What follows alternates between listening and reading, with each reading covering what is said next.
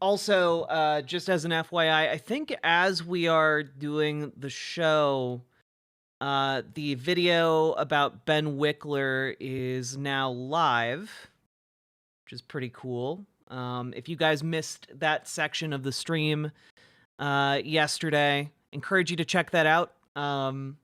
Tomorrow is the election for DNC chair.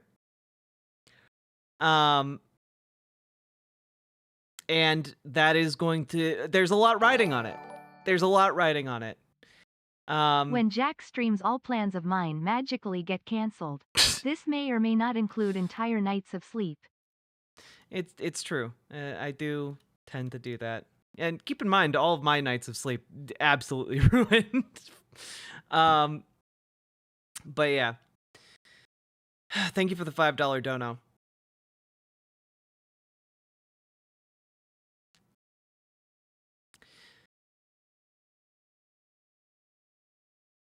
I need to get my passport. I was going to change my gender marker first, but I'm not going to do that now. Yeah. I figure as long as you have some kind of documentation that will allow you to get out of the country in a pinch, now would be the time to make sure you have that. I mean, it should have been months ago, but you know, if now is when you're starting, now's when you're starting.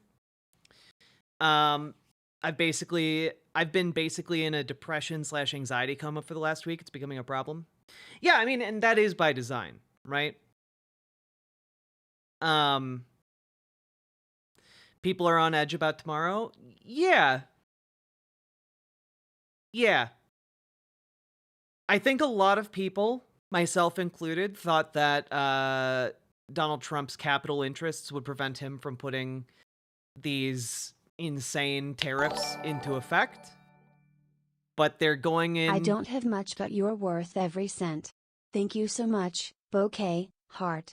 Brianna Arabia, thank you for the $5 super chat. I very much appreciate it. And...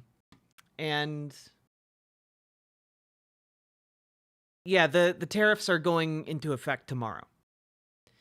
And I just want to give just such a hearty fuck you to every single news organization in the mainstream media that has reported on the tariffs. Like, even today, if you go and look up news stories about the tariffs, it's like Donald Trump is slapping a 25% tariff on Mexico and Canada. And it's like, no, you stupid motherfuckers. It's not being slapped on Mexico and Canada. It's being slapped on us. You, me, all of us. We're paying 25% more for all of those same goods that we were getting at the current prices. And honestly, the tariffs are only 25%. The prices are going to go up minimum 30% for some of these goods. But in a lot of cases, they're going to go up 50, maybe 60%, maybe even 70%.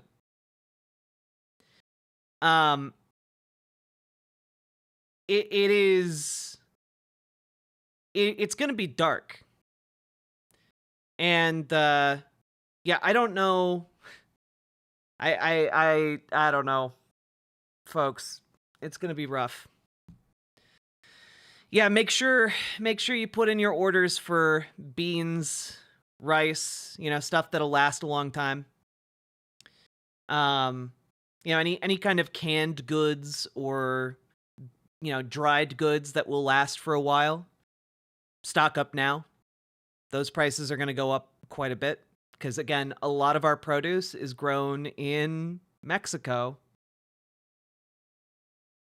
So, spices, consider grabbing any spices you can.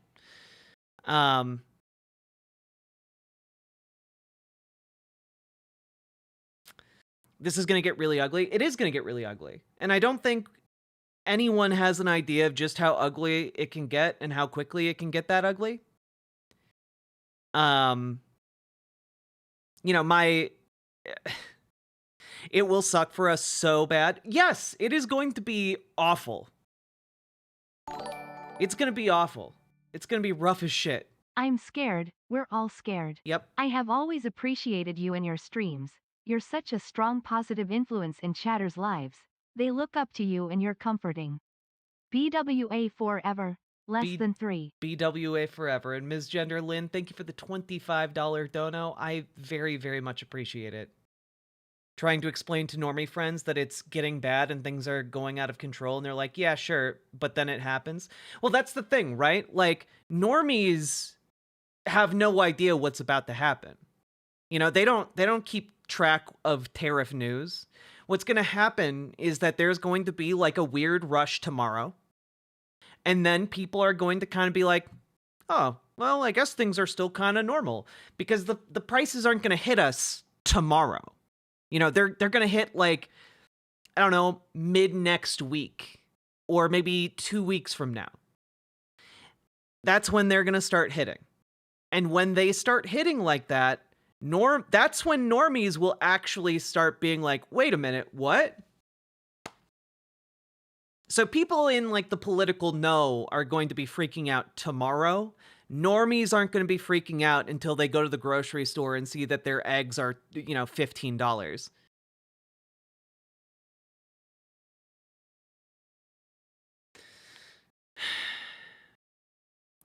The sad thing is, life's been dark for a lot of people in the US and we weren't listened to. It's true. It's true. Well, and the thing is, Al the Healer, like, I don't think the eyes are open yet. Like, I don't think people understand yet. They're going to understand in relatively short order. But they don't understand quite yet.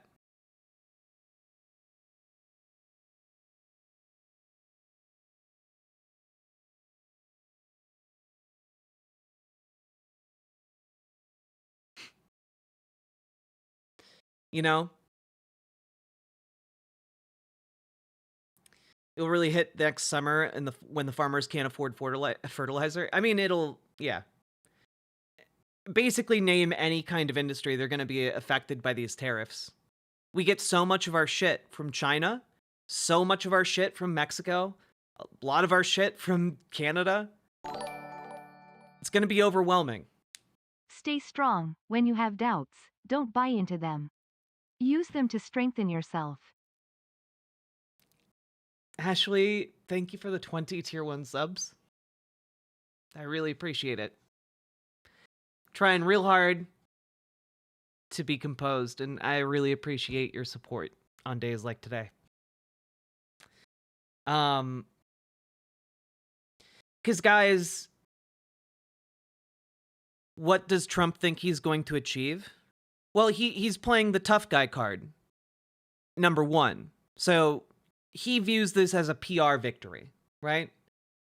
But number two is that he's going to use it as a cudgel to bring companies and corporations in line. It's not rocket science. Basically, he's saying, if you want to play ball, we'll carve out some exceptions for you in these tariffs. Right? Like, that's one of the things he's going to use them for. He's basically pulling a mafioso stunt from the president seat. That's what he's doing. He thinks he's bullying them, but he's crushing us. No. Well, one, he does think he's bullying them, but number two, he views it as a prime opportunity to get a taste of the pie from every single industry in the United States. That's it. It's not like he's crushing us by accident. He's doing it on purpose in order to squeeze more money out of private corporations. Out of private industries, you know? And I mean, it is part of his play to consolidate power. It is not merely to rob us, which was, in my mind, kind of the best case scenario of what was going to happen. But it is also to consolidate power. And I think the more concerning thing more so than the economic effects that are coming, which are going to be extremely bad, is the impending consolidation. What we saw yesterday with the Office of Budget, yesterday, 2 days ago, time has lost meaning. The Office of Budget and Management. What we saw with that was an attempt for him to subvert the Constitution and take the power of the purse from Congress. That is something that you do if your goal is to be a dictator. And there was enough public outcry that they were like, okay, we can't do it that way, but we're going to keep trying other ways. And there was, there are currently lawsuits in effect. So judges have put a pause on that for now, at the very least until Monday. There's going to be a hearing on Monday. But they're doing another play that's more insidious and very scary. This is from Greg Sargent here at the New Republic. And this might be one of the most important pieces of journalism so far on what is happening specifically with this play to consolidate power behind the presidency, which I cannot stress enough is a play to functionally be a dictator. Trump and Elon Musk just pulled off another purge, and it's a scary one. Did Musk's alleged effort to access the government's payment systems have Trump's blessing, or was he going rogue? Either scenario is bad, but one is a little worse. So, for those of you who don't know, stories started surfacing throughout today that Elon Musk has been trying to force his way into essentially different treasury positions and meetings in order to gain access to the federal government payment infrastructure. And what that means would be that, for one, he would be able to effectively surveil the entire monetary system and circulation of money throughout the entire federal government. Which, on its own, just him having access to that is deeply bad for, innumerable reasons. But one of the very, very, very bad outcomes of this, and I do think that this is the main purpose of it, is effectively whoever controls that apparatus of payment systems is able to control which agencies get paid, get money. Okay? I hope that you guys understand a bit of the implication to that. That effectively what he's trying to do is to turn Donald Trump into his personal dictator.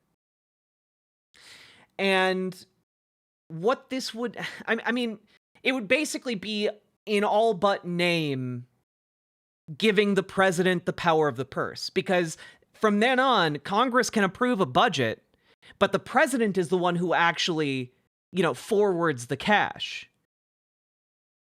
If the payment systems are all controlled by the president or an unelected appointee of the president, as the case is, then effectively he can turn the water on and off for every single government agency that operates federally. Meaning if they don't play ball with him, they can ensure that Donald Trump can ensure that agency doesn't get paid. If they are given an illegal order and they say, nope, we can't follow that, suddenly they don't get money.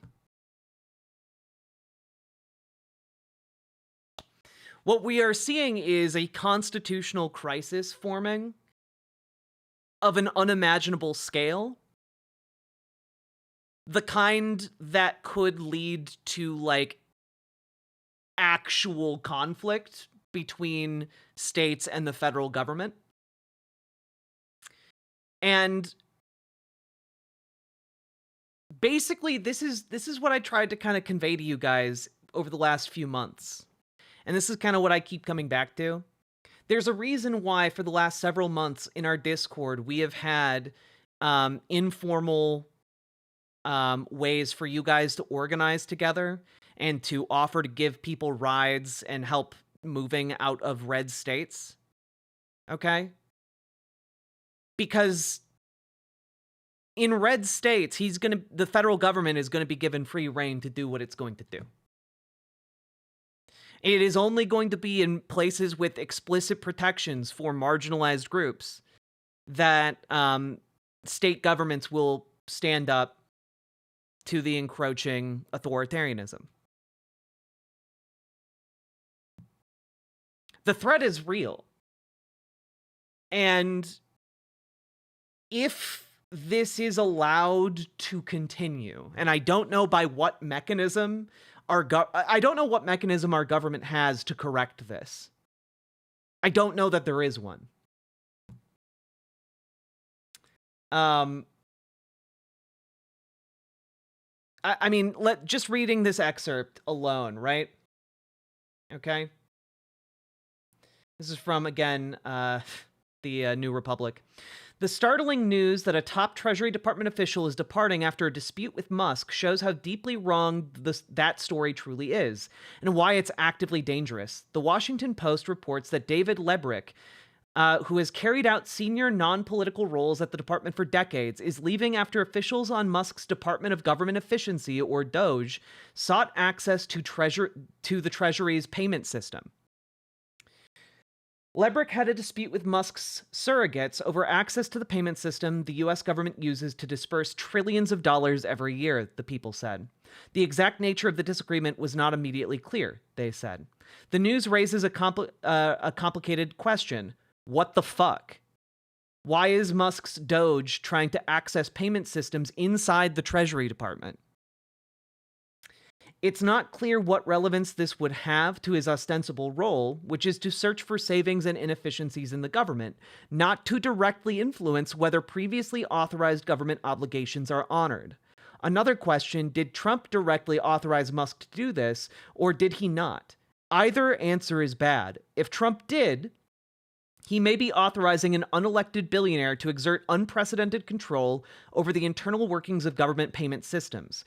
If he did not, then Musk may be going rogue to an even greater extent than we thought. And this is where things get really bad.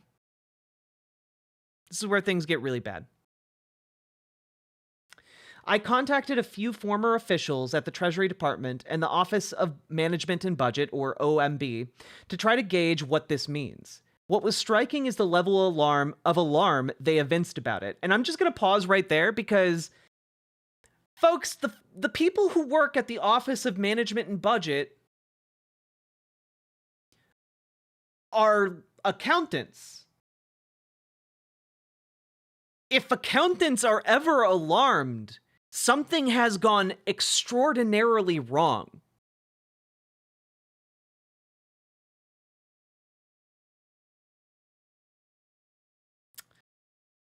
Here's how the Post describes these systems. Typically, only a small number of career officials control Treasury's payment systems. Run by the Bureau of the Fiscal Service, the sensitive systems control the flow of more than $6 trillion annually to households, businesses, and more nationwide. Tens, if not hundreds of millions of people across the country rely on the systems, which are responsible for distributing Social Security and Medicare benefits, salaries for federal personnel, payments to government contractors and grant recipients, and tax refunds, among tens of thousands of other functions. Former officials I spoke with were at a loss to explain why Musk would want such access. They noted that while we don't yet know Musk's motive, the move could potentially give DOGE the power to turn off all kinds of government payments in a targeted way. They said, we now must establish if Musk is seeking to carry out what Trump tried via his federal funding freeze, turn off government payments previously authorized by Congress. The White House rescinded the freeze after a national outcry, but Trump's spokesperson vowed the hunt for spending to halt will continue. The former officials are asking, is the Treasury power grab a way to execute that? And I have to say, that is exactly what is happening. Like, I know that there's like probably a level of trepidation in reporting on this issue. But like the most obvious conclusion here, when you got a bunch of people who are former officials and they're scratching their heads and being like, why I can't really think of any reason why someone would want to do that other than to effectively do this other thing that they just were told they couldn't do. They're trying to do that thing. They're trying to do that thing.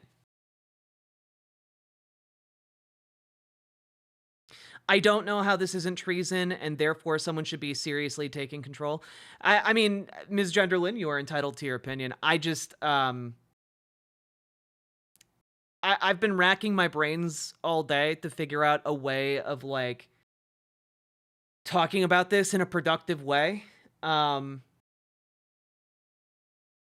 But I mean, some of the quotations here, I think pretty much speak for themselves.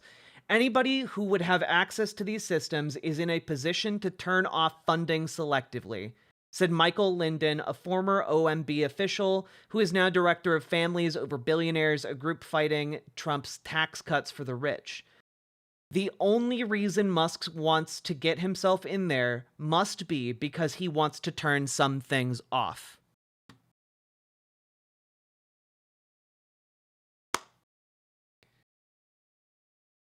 And the rest of this article really digs into the mechanisms of how the Treasury Department functions, you know? And how basically someone with access to this system can turn off the flow of money to various individuals or organizations.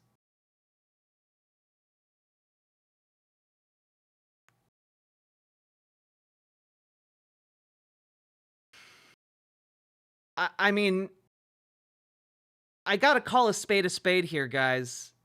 This really seems like an effort to kill democracy in America. I don't really know how else to say it.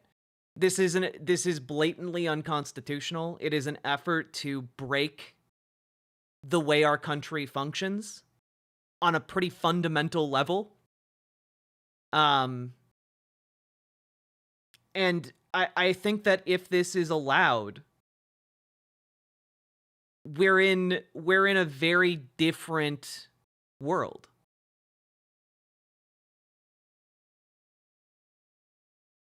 We're in a very different world. And I don't know exactly what advocating for change in that world looks like. I don't know what kinds of conversations we're going to have.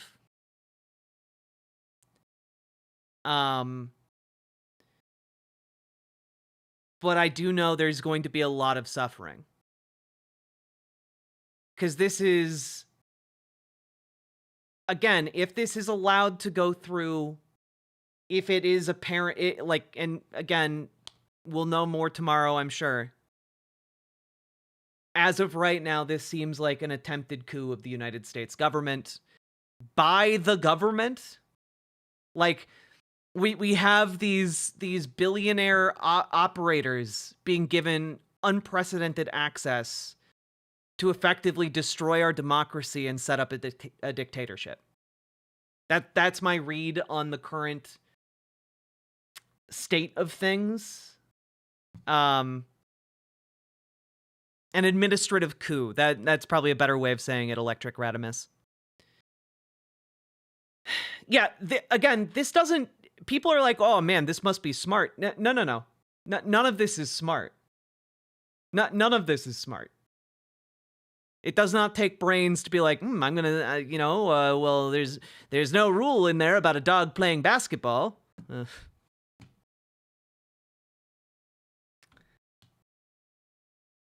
So we're in a really bad situation here. Matt Leck from the Majority Report and Left Reckoning reposted Don Moynihan really succinctly summarizing all of this. 1, Trump and his budget chief that they believe they do not have to spend money Congress appropriates. 2, promise a massive screening of appropriated spending to new political criteria that do not exist in law, which basically means they can do whatever the fuck they want.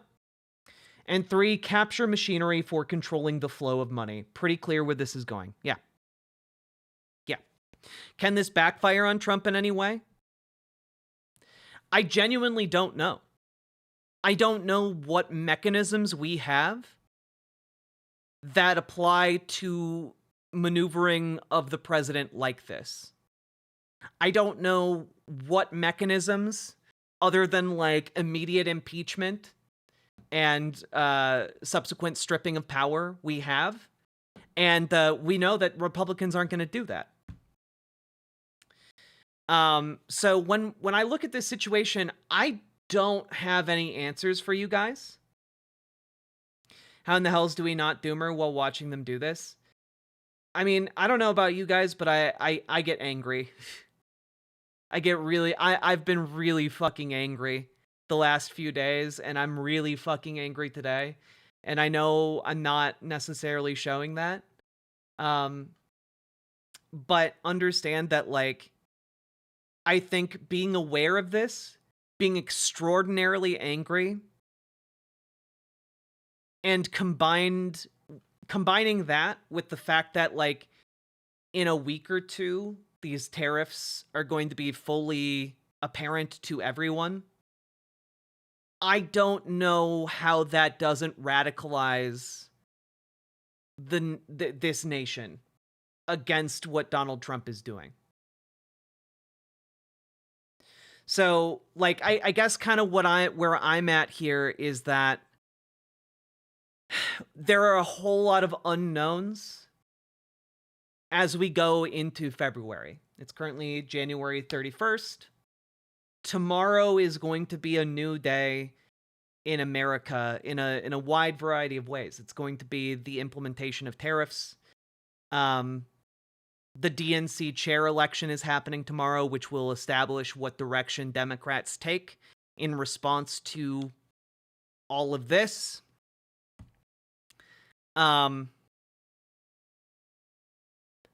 And really from there, I think we're going to be able to survey the damage a little bit better tomorrow.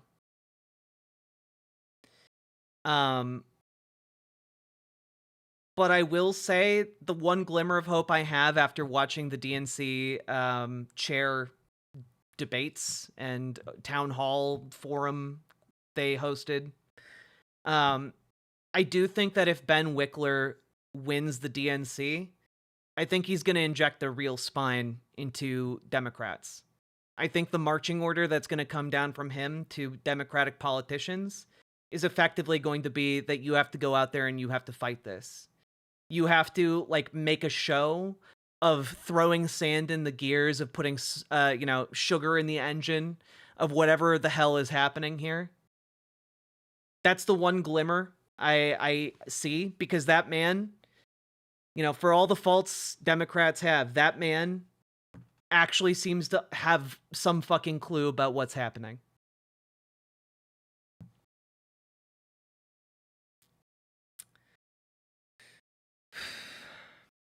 Well, that's the other thing, Stolas. Ben Wickler is a guy who doesn't throw folks under the bus. And it's honestly kind of incredible that he is apparently, very well situated to win the chair of the DNC. Because if he does, I don't think he's throwing trans people under the bus. And I don't think he's throwing Gaza under the bus either. He was one of the few Democratic voices very supportive of the uncommitted movement and critical of the DNC for not allowing them to speak. So I'm hopeful that he can put us on a better course, because at his core, he's a union man. And he understands what the relationship between workers and capital actually is, and that we need to fucking fight.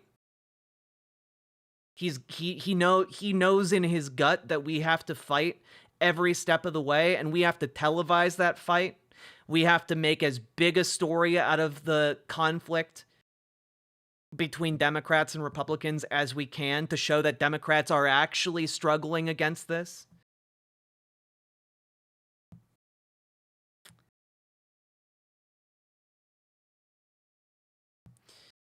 Well, and also, Gordon Guy, one of the most frustrating parts about this is that legacy media does not give a shit about any of this.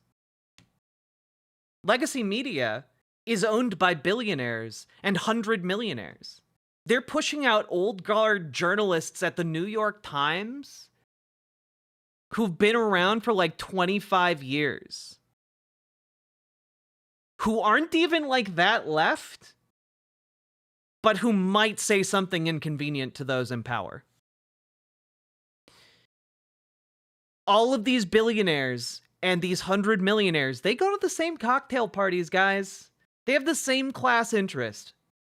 And they are not interested in actually reporting stories that conflict with power.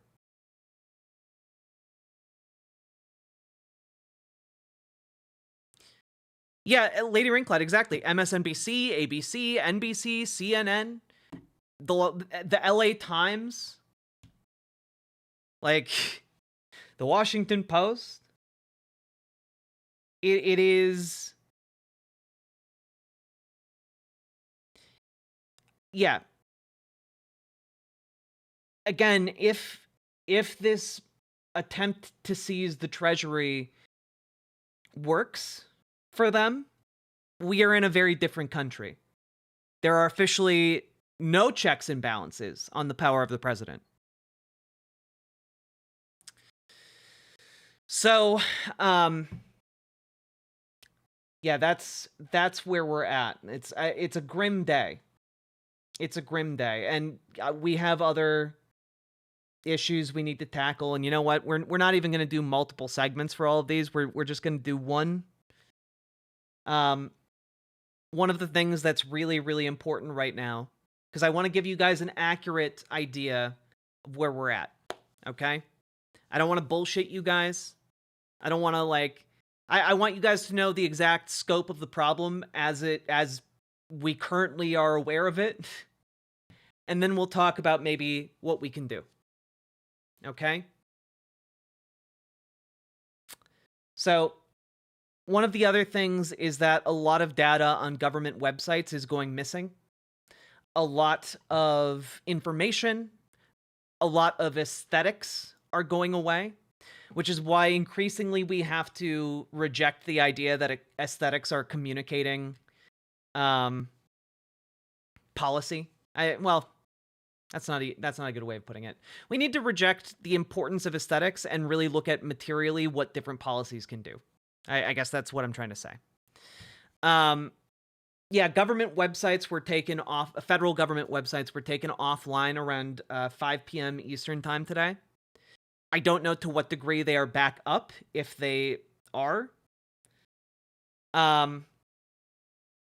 But understand that one of the last kind of bastions we are going to have is what's called the end of term web archive, which is basically at the end of every presidential term, there are people who volunteer to archive information off of these websites. It's going to be really important because there are various government websites. For example, the CDC. A lot of information was taken off of it related to vaccines. Okay? According to the Wall Street Journal, more than 1,000 pages that had been visible Friday were missing from websites for the CDC, National Institutes of Health, and Department of Health and Human Services. Some of the removed CDC pages contain information about vaccine recommendations. The pages taken down contain material from the CDC's Advisory Committee on Immunization Practices, which advises the agency on vaccine recommendations. They are targeting different topics that they view as woke and taking them off of government websites. And perhaps nowhere is this more apparent in what they are doing to any mention of LGBTQIA plus individuals. Many of you who are trans may have already seen this, but on a lot of federal government websites, they have shifted from using LGBTQIA plus to just LGB travelers, or LGB. So again, it's going to be, it's rough. A lot of information, a lot of guidance is being changed actively as we speak. Yeah.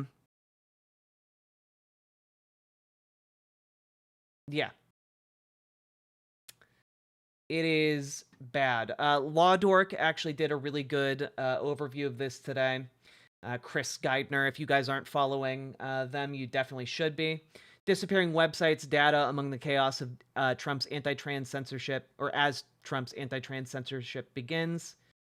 It begins with this embedded image from Ambassador Tibor P. Nagy performing the duties of M. Colleagues, to comply with the Defending Women Executive Order, the Department of State is reviewing all agency programs, contracts, and grants that promote or inculcate gender ideology. We are removing outward-facing media that does the same. Bureaus have already been alerted to review trainings, forms, and plans that involve gender ideology. All employees are required to remove any gender-identifying pronouns from email signature blocks by 5 p.m. today. Your cooperation is essential as we navigate these changes together. Thank you, Ambassador Tibor P. Nagy, performing the duties of the Undersecretary for Management. M.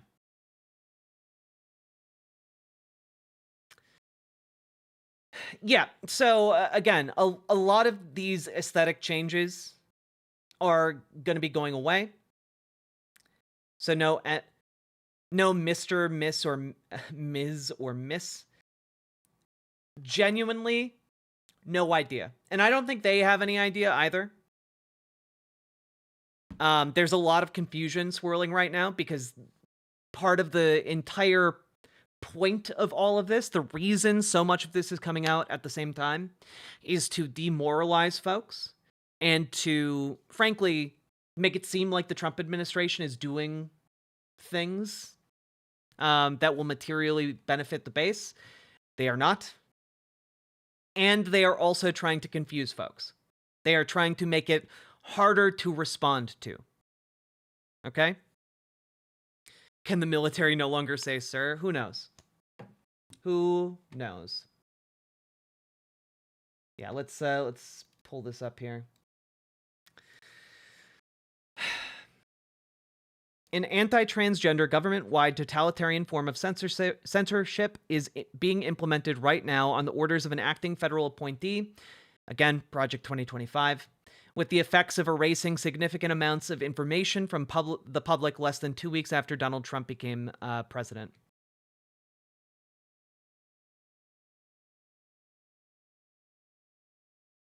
And they're going to use overly broad and generalized language because, they know that they don't have to say anything about Mr., Miss, or Ms.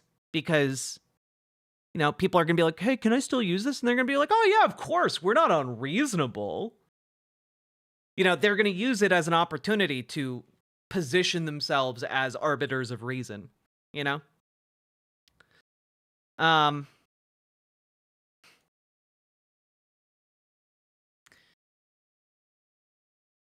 Among the most stark reports provided to Law Dork about what is happening information-wise are those involving the Census Bureau and the Centers for Disease Control and Prevention. A census employee told Law Dork, quote, several of our ongoing surveys have been ordered by their sponsoring agencies to be modified to remove any reference to the word gender and any gender identity-related questions. Now, this is dangerous, particularly because it means that we won't have information about, gender nonconforming individuals. We're not going to have information on that. And that will make it easier for them to hide some of their abuses that I'm sure are being planned. The National Crime Victimization Survey, conducted for the Department of Justice's Bureau of Justice Statistics, and National Health Interview Survey, conducted for the CDC's National Health Center for Health Statistics, have already been altered per the employee. Quote, both surveys will have removed those references starting with their data collection cycle in February. The census employee explained, adding that similar changes are being made to the consumer expenditure surveys conducted for the Department of Labor's Bureau of Labor Statistics, but that those will likely go out in March.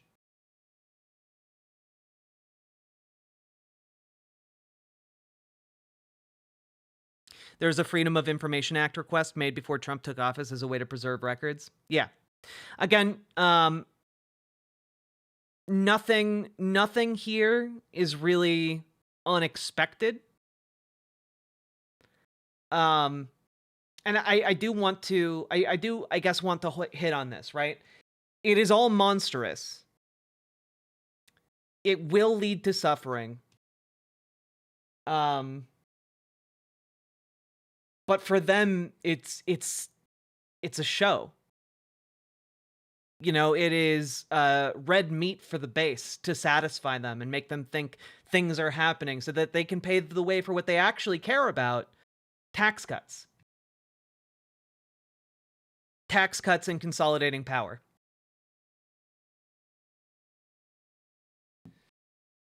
So, yeah. If you want a broader overview than what I'm going to dive into at the moment, I recommend reading this Law Dork article in its entirety to really get a view of the problem, to understand the scope. Would everyone inventing new pronouns help in any way? No. Watched your video of Jink and Crystal Ball. Thank you for not being bought of by Big Ball Coddler. Shimpity shimp shampoo. Charlie Jinmir, thank you for the $5 super chat. And for the shimpity shimp shampoo. I enjoy that. Yeah, so what we're seeing right now is just a flurry of compliance letters and emails coming out.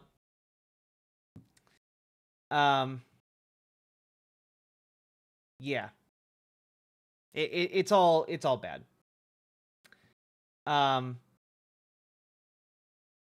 Well, I'll give one additional update about this, because this is as of 2 hours ago.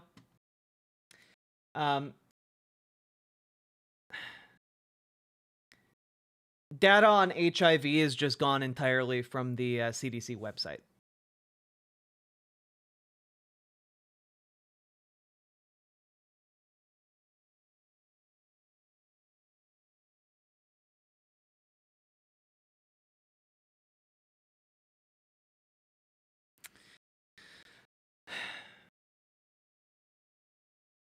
Yeah, it's really, really bad. Well, they want to be able to spread a narrative that, you know, gay and trans people are diseased physically as well as, like, you know, mentally, and a disease to the body politic, you know, because they're, you know, fascist like that.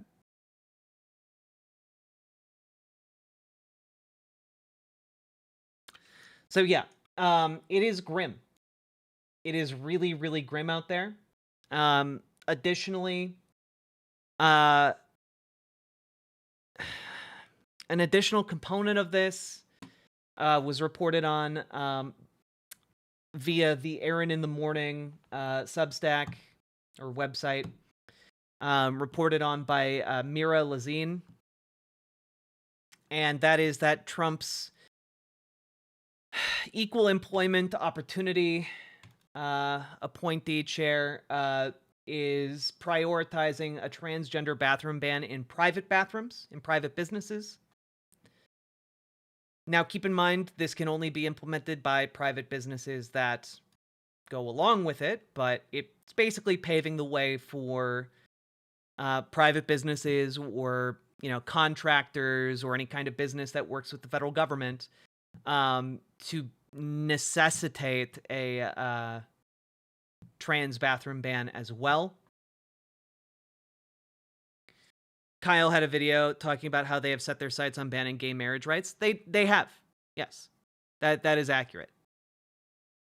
Clarence Thomas for years has been salivating at the chance to overturn Obergefell. So these things are happening. I'll link the private bathroom ban in chat. You guys can read about that as well. But we're not done, unfortunately. There's a lot that has been going on. I mean, also, in case you're wondering, like, how actively white supremacist are they going to be about this? How mask off are they going to get? And Andrew S., thank you for the 5 gifted memberships. I'm going to mute this so that it doesn't do 5 dings, but I really, really appreciate that. Thank you for supporting the show. This is from earlier today, from the White House press secretary. Thank you.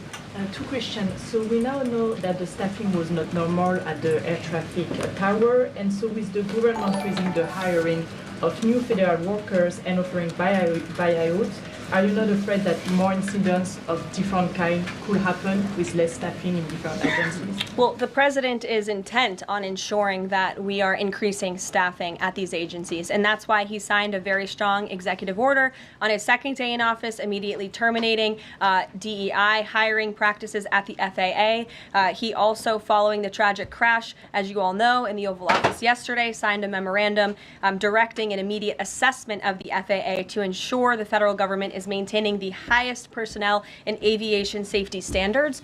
And I would also just say there's a cultural piece to this as well. If you are an American who has spent many years studying aviation and you graduate from school and you're an air traffic controller based on skill and merit, and then you apply for a job and you're forced to fill out a biographical questionnaire asking you the color of your skin and asking you where you're from in details that aren't relevant at all to the job description, I think that deteriorates the morale of people in this industry. And if you talk to people in this industry, they'll tell you that.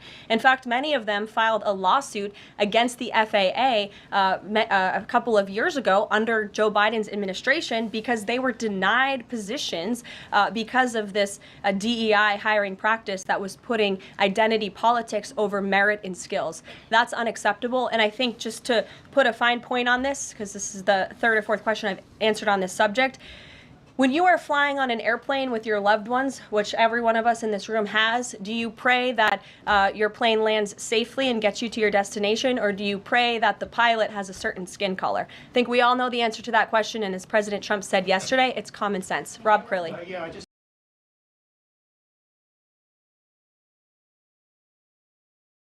The mask is off. Do you pray your pilot has a certain skin color? You know, like, I know that conservatives do, because they believe that whether or not the plane lands is dependent on skin color. It's literally all they've been talking about for like months now. Charlie Kirk was talking about it pre-election.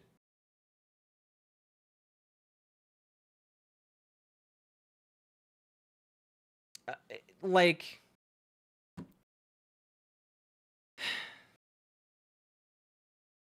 I want them to be more mask off. I mean, you're gonna get your wish. They are becoming more mask off. That is the entire purpose of me bringing this up. You know?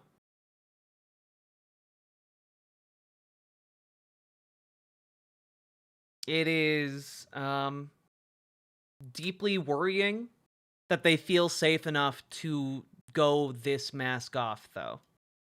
You know? That's kind of one of the things that's bad about this, is that while, yeah, it might radicalize more normies, it also means they feel more safe.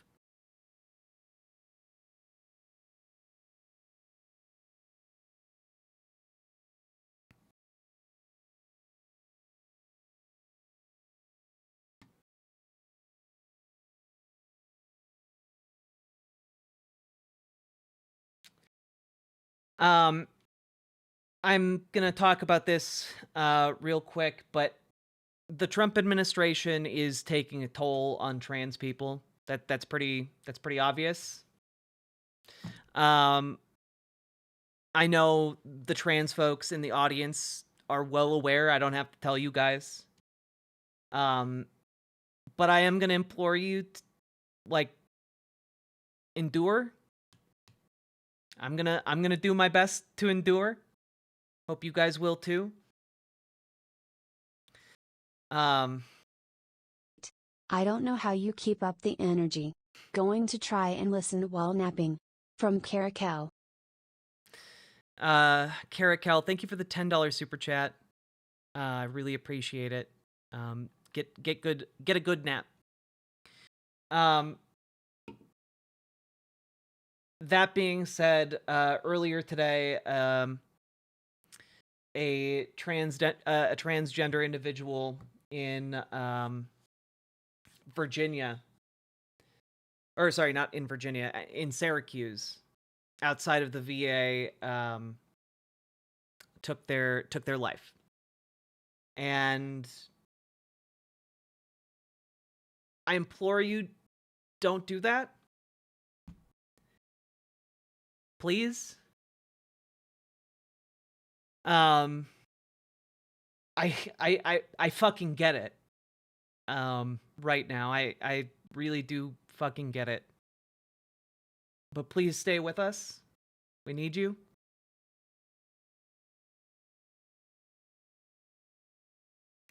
They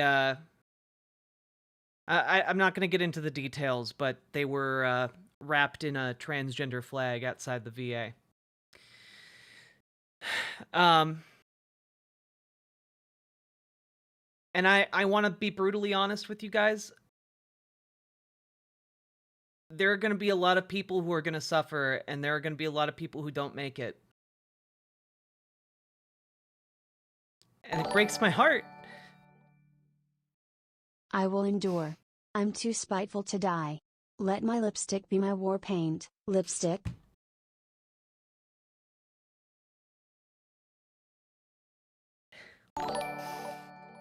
So please stay with us. Stay strong, dear friends. We will prevail. Eventually. We must live and fight on. Yeah, and that's the thing, right? That's the thing about fascism. It cannot last. That's one of the things about it. But it can last for a bit, right? It is not an inherently sustainable ideology or power structure. And so our mission is to endure, to survive, to fight where we can, and to make it through this. And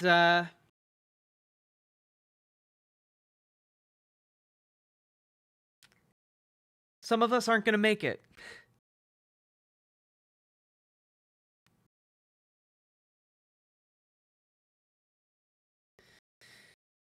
But I want you to know that for as powerful as they seem right now, Sending love from Canada.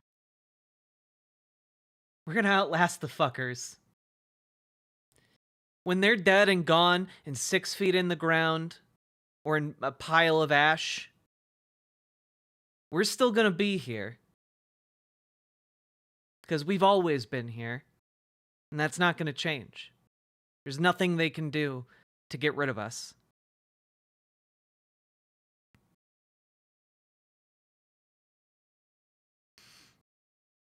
They are, in fact, bound to lose. But while they're here, they are going to try and make us suffer. And I do want to say, there are going to be people in, especially in queer circles, who are going to try and tell you that what is happening right now to LGBTQIA plus individuals, and the community as a whole, they're going to tell you that, like, oh, this is being done because, you know, of neo pronouns. This is being done because y'all couldn't be normal enough as trans folk. Y'all couldn't stealth enough. Y'all couldn't stop wearing your trans flags and pins and just live like normal people. Okay? There are going to be people in queer spaces who are going to say that. And they're full of shit. I feel like that's pretty obvious, so I feel like I don't need to, like, really say that because you already know it, but, like, I'm going to say it out loud. Again, they are full of shit. Because the conservative movement has made no secret about what it wants to do to trans people. Okay? People are like, oh, it was so great back in 2016 or 2015. It was so great for trans people out there. You know, we could have just held on to what we had. And I'm here to tell you, no.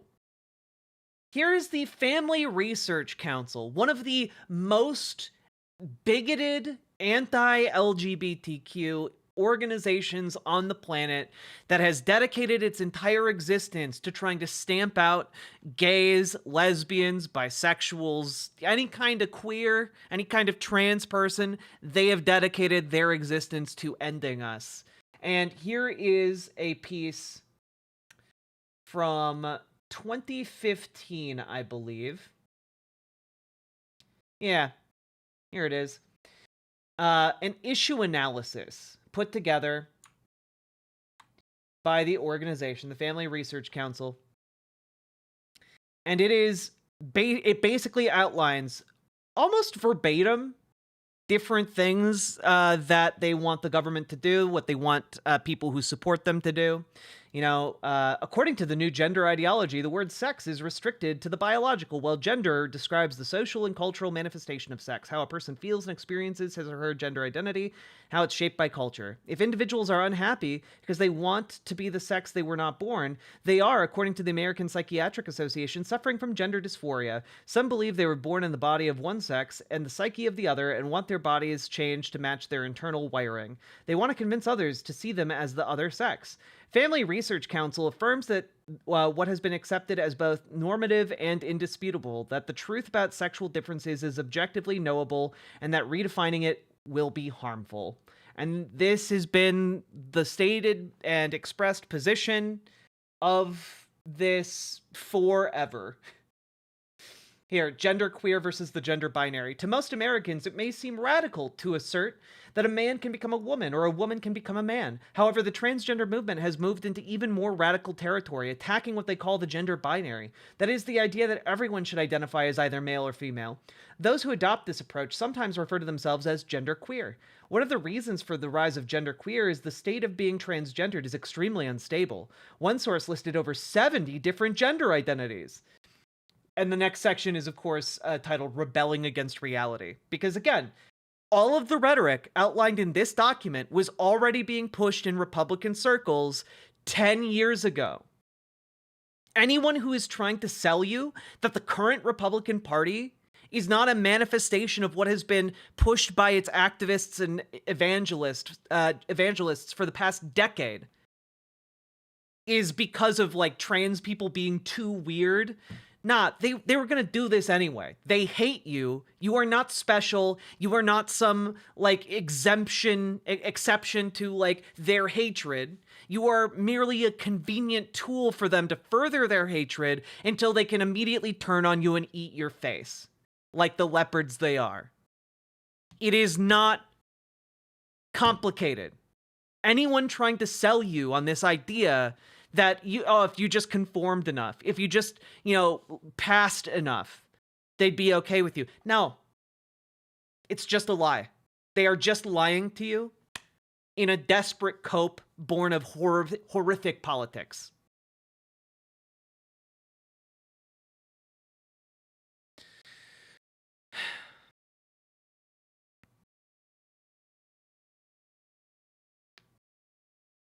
So,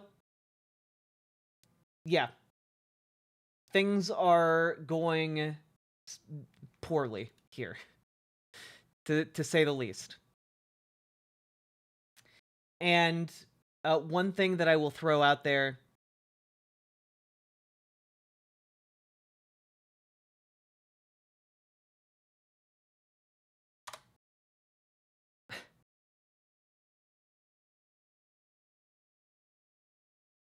is just the fact that, like,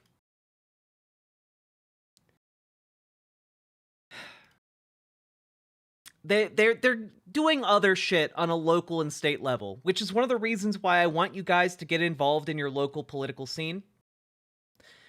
I want you guys to get involved with your local Democratic Party, and I know a lot of people don't want to do that, but it's the only way you make the party better, and two, it is one of the only, like, mainstream ways to push back against this.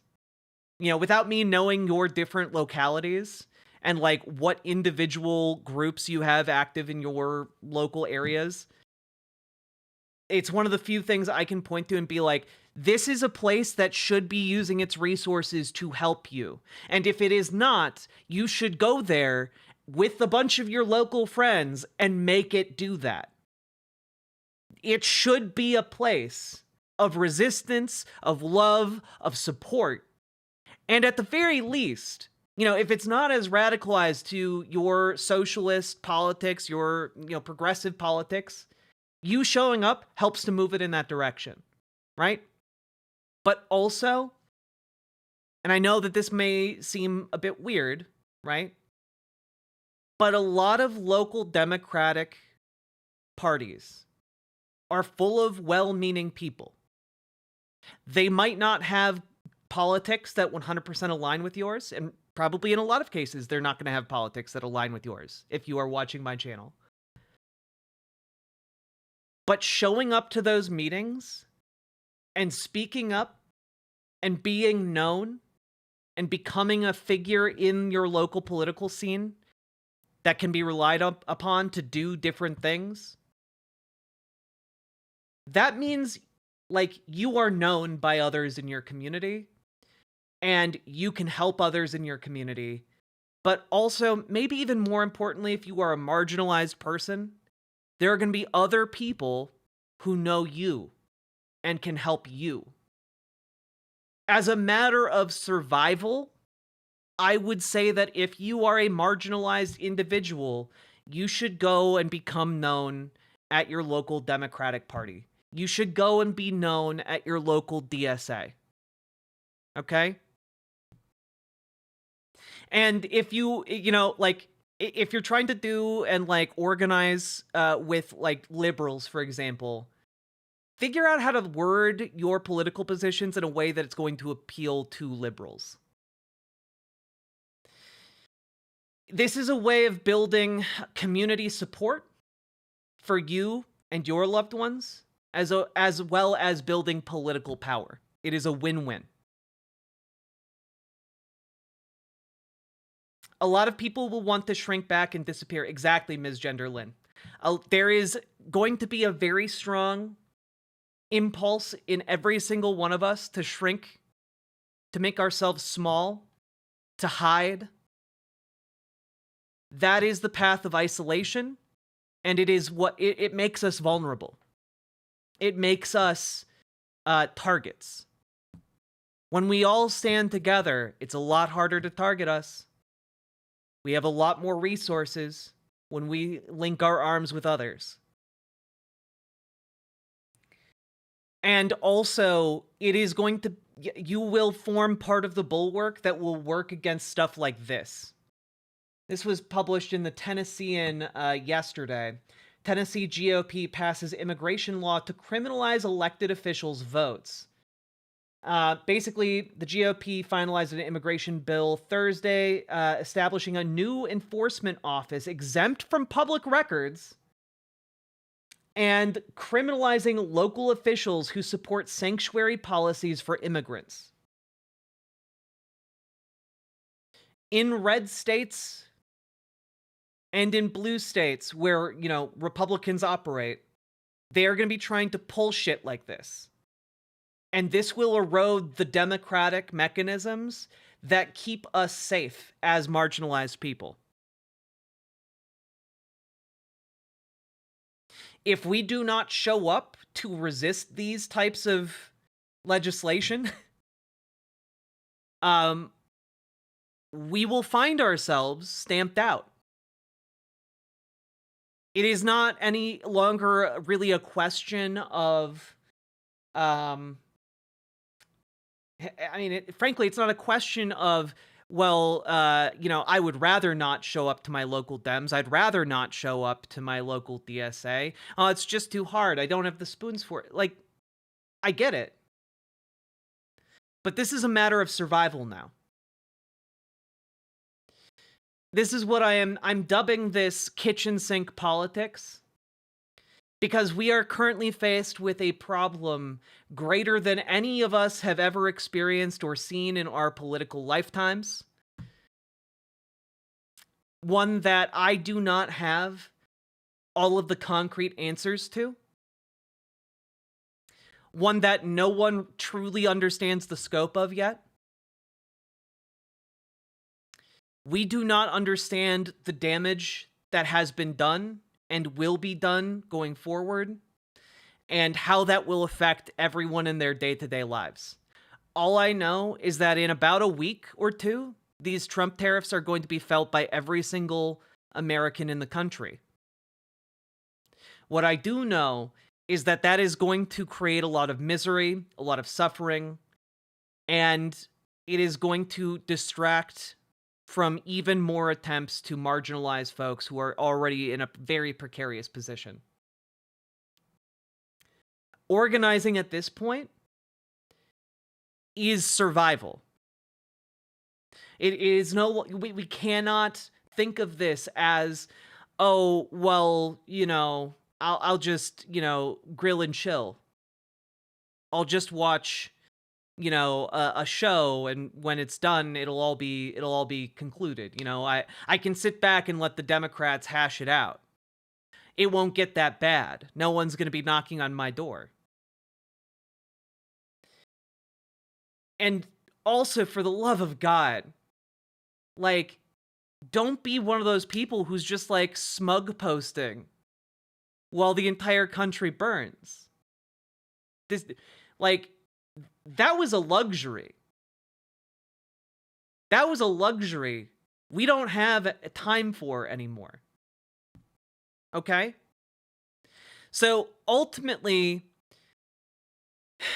what I am proposing with kitchen sink politics is that this is a problem so large and so all-encompassing and so beyond my ability to advise any of you on. Like, I can't be like, go to this organization that's knocking on doors in your neighborhood, and like, I can't give you that advice for this kind of problem. Right? This is the kind of problem where, in the absence of concrete solutions that I can advocate for broadly, I am instead advocating that you do anything and everything you can do. Throw everything that we have at this problem, including the kitchen sink. Because that's the kind of politics we're in now.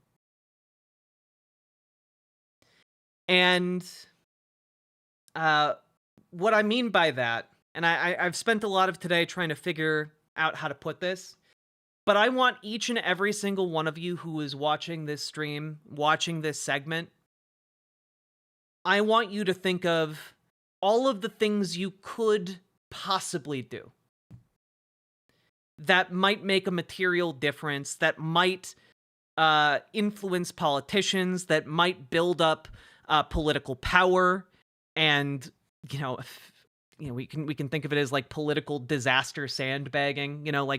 Think of all of the things you could do. Write them down if you have to. Do a brainstorm. And I want you to choose 3 of those things to commit yourself to.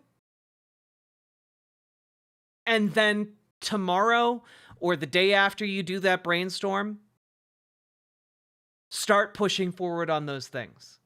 Because I don't know what your individual circumstances are going to be, especially as these tariffs hit and we all start feeling the economic pinch.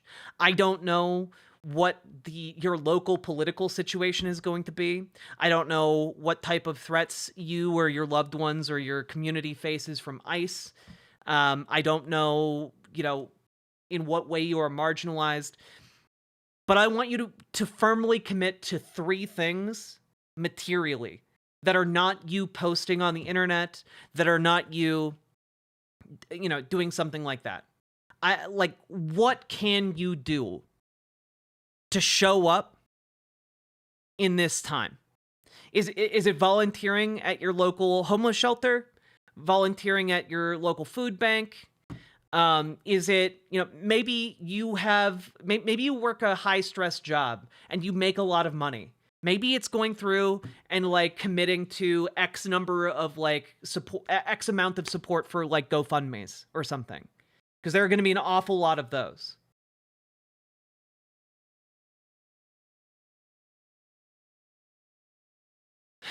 And, obviously with whatever circumstances you are dealing with, figure out 3 things that you can do. And, maybe posting on the internet is a thing you can do, but figure out how to make that posting as effective as possible versus, shouting into the void on Blue Sky.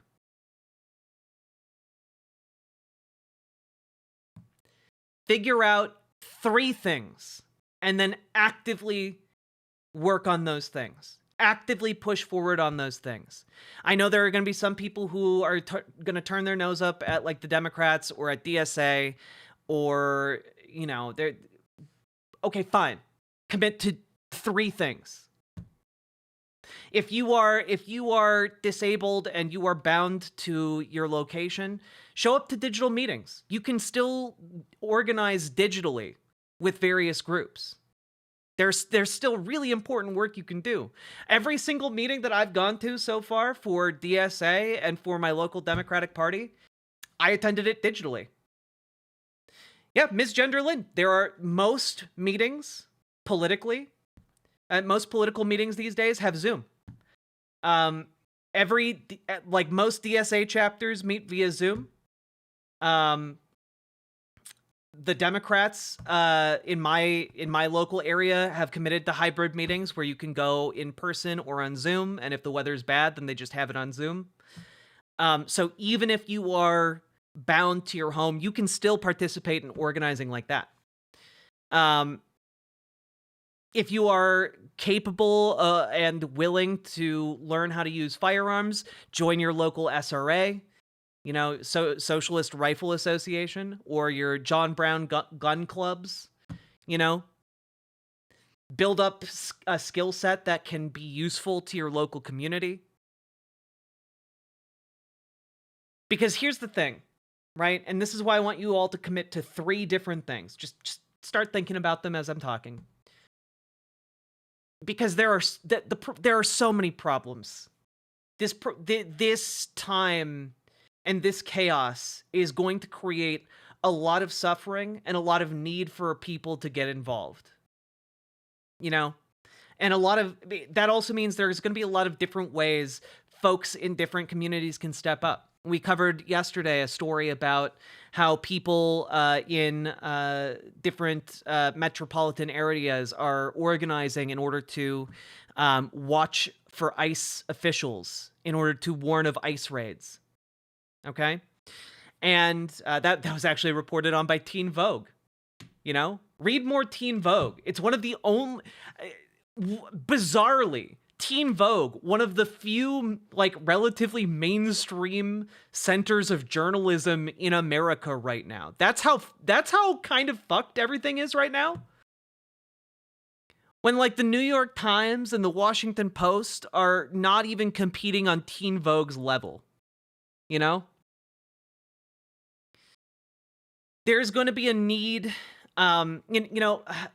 if you need ideas, check out your local library. There are often volunteering opportunities on the bulletin board of your local library. Last time I was in my local library, I saw a posted advertisement for people to I think above the age of like 50 to, effectively be companions for the elderly, for older folks, just spend time, hang out with them. And not in like a home care way, but in like a more equitable, friendly way. Take stock of what skills you have, what your local needs are. Think of things that you can do and you would be interested in and you would be suited for. And find 3 of them that most appeal to you, that you can do and commit yourself to, both, the next day and every day going forward, okay? The more you do that, the safer you will be, the safer your community will be, the stronger we will be as a whole, and the more prepared we will be to weather the coming horrors that the Trump administration seeks to unleash. And also, and I'm just going to throw this in kind of at the end here,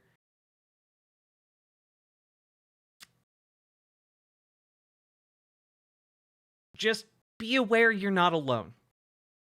Okay?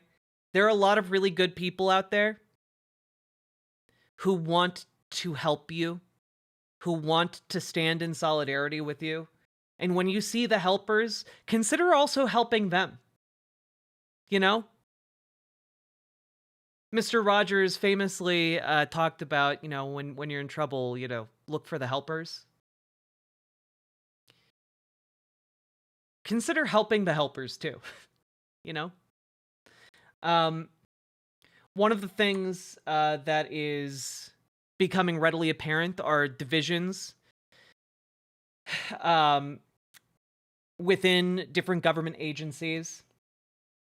School systems across the nation are declaring that they will not comply with the unlawful order given by Donald Trump related to transgender people. And make sure, in your calculations, consider how you can help out these types of institutional bulwarks. I'm using that term a lot in this segment, but I think you understand why. On Thursday, multiple school systems and representatives issued statements rejecting Trump's executive order. The order, released Wednesday, labels transgender identity an anti-American ideology and mandates discrimination in bathrooms and locker rooms while threatening teachers with criminal charges for supporting trans students' social transitions. In response, school officials across the country are making it clear they will not comply and they remain committed to protecting the rights of their transgender students. On Thursday, Julie Yang, president of the Montgomery County Board of Education in Maryland, issued a forceful response to Trump's executive order in a mass email to families.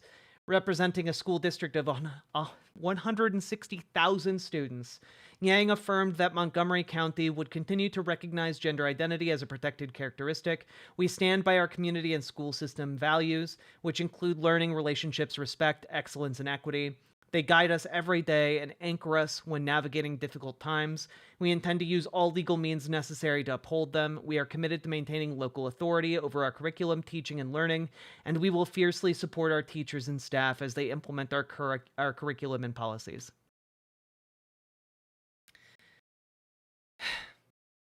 So, there are organizations and there are groups out there who will stand alongside us.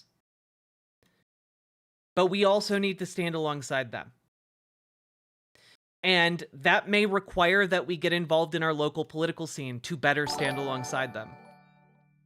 Okay? The people of the mountains of NC are hurting. FEMA is gone. If we as Democrats could send help them, mostly Trump voters, we could prove we are good. I think we should do that just because it is the right thing to do. I don't think proving we are good is going to help us that much. I'm getting a new job to escape my unsafe one. I'll be working with trans people, helping trans people with electrolysis. I'll use the money for that to get a place I can help people flee. Charlie Jinmir, thank you for the $10 super chat, and that is wonderful. I'm glad you are getting out of an unsafe job. And also, you're going to be helping trans folks. That's lovely. That's wonderful.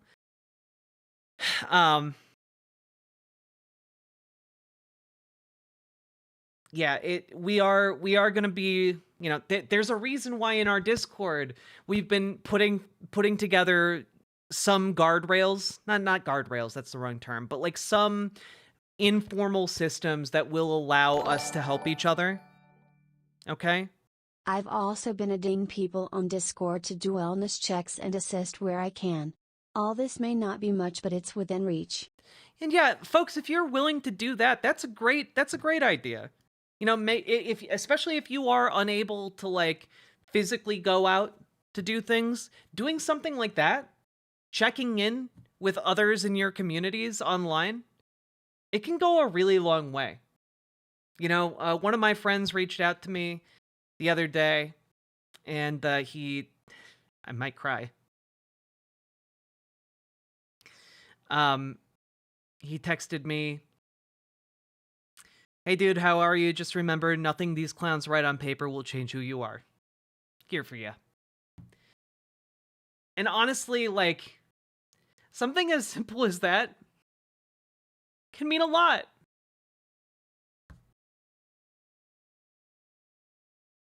Can mean a lot. I think, folks, if you are willing to organize and do that in our Discord, that would probably be a really great idea. You know, especially maybe in like this, I don't know exactly in the Discord where you'd organize that, but figuring out something like that would be really good. Maybe we can even make a new channel specifically for that. I think it would help a lot of us who are going through it right now. And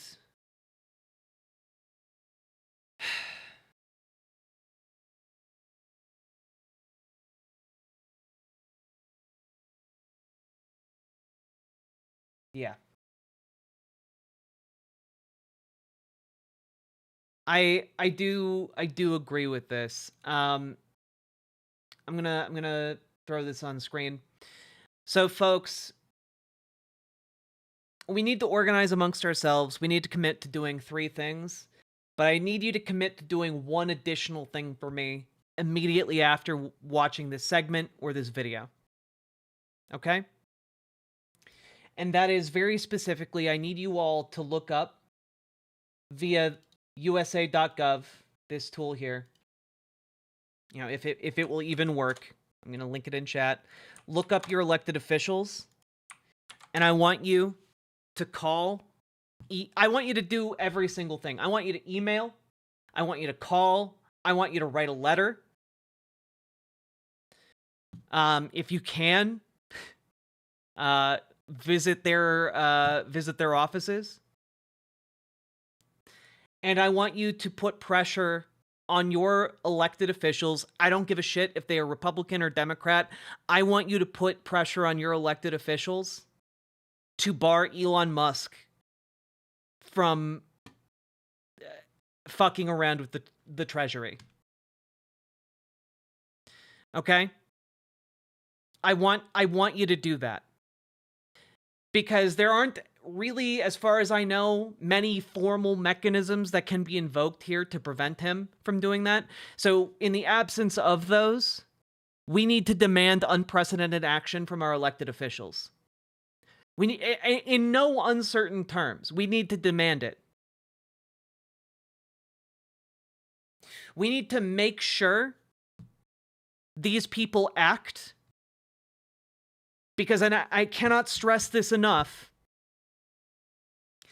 If he is allowed to do this, we will not have a democracy. We will have a dictatorship.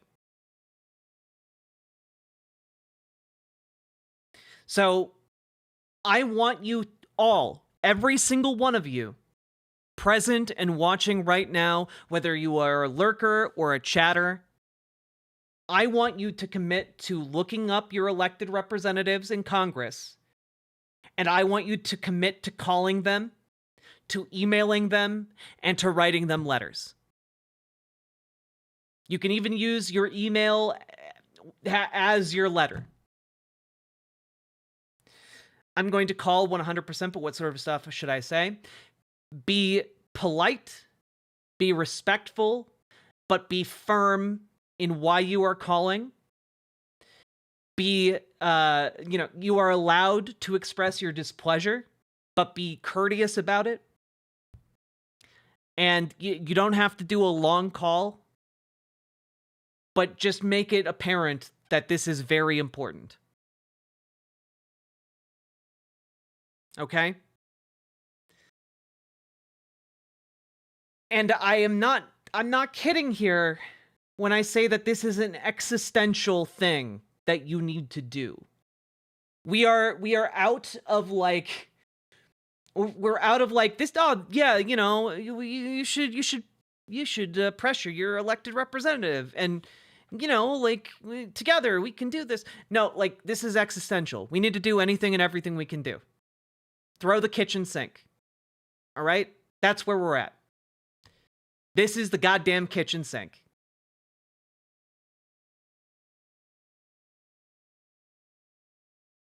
And yes, you probably won't be talking to, that's good input, Darren S. You probably won't be talking to your actual elected representative. You will be talking with a staffer, but staffers and elected representatives pay attention to the calls and communications that come into their offices.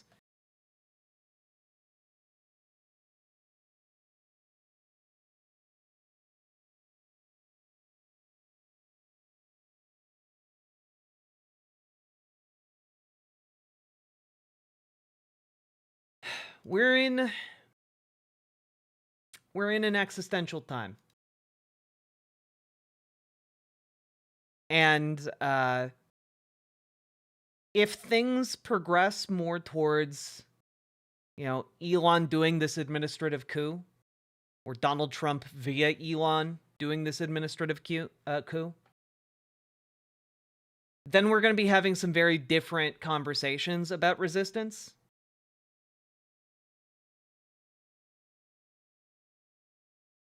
So please commit yourself to 3 things. And contact your local your local, you know, elected official, national elected official rather, and encourage them to act. Because we cannot afford inaction.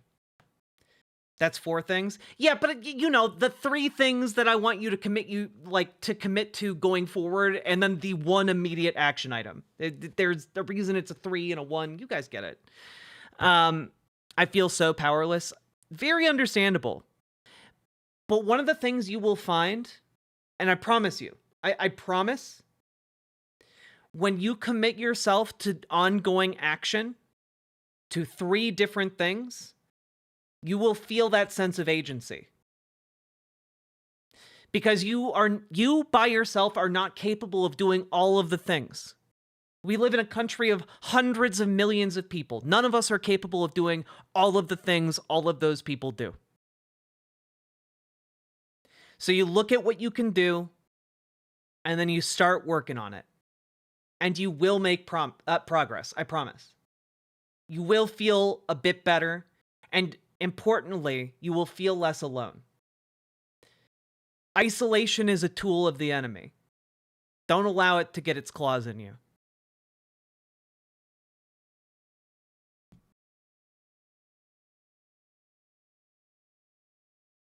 After all, there is power in a union, friends. 4 things, top priority. Whatever you do, make sure you come home. Our existence is resistance, raised fist, white flag. Yes.